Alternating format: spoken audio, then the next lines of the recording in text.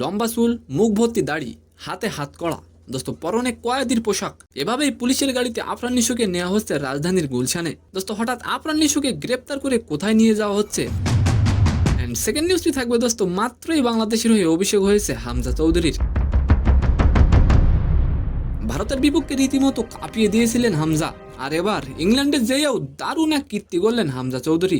তো আশা করি নিউজ দুইটি সম্পূর্ণ জানতে ভিডিওটি সম্পূর্ণ দেখবেন। দোস্ত প্রথমে দেখে মনে হতে পারে নিশোকে গ্রেপ্তার করা হয়েছে, তবে সত্যিটা হলো পুলিশ তাকে গ্রেপ্তার করেনি।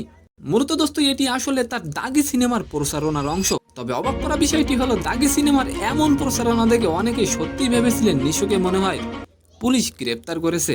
দোস্ত নিশোর দাগি সিনেমা কি পারবে সাকিবের বরবাদকে টেক্কা দিতে? অবশ্যই কমেন্ট করে যাবেন। দোস্ত দাগি সিনেমার প্রচারণায় বৃহস্পতিবার 27 মার্চ রাজধানীর গুলশানের শুটিং ক্লাবের সংবাদ সম্মেলনের আয়োজন করা হয়।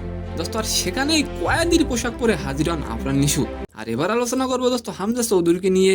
মাত্রই বাংলাদেশের হয়ে অভিষেক ম্যাচে ভারতকে রীতিমতো কাঁপিয়ে দিয়েছিলেন হামজা চৌধুরী। ভারতের বিপক্ষে ম্যাচ ড্র হওয়ার পর তিনি আবারও শেফিল্ড ইউনাইটেড যোগ দেন। দোস্ত সেখানেও নিজের ফর্মটা ধরে রেখেছেন হামজা।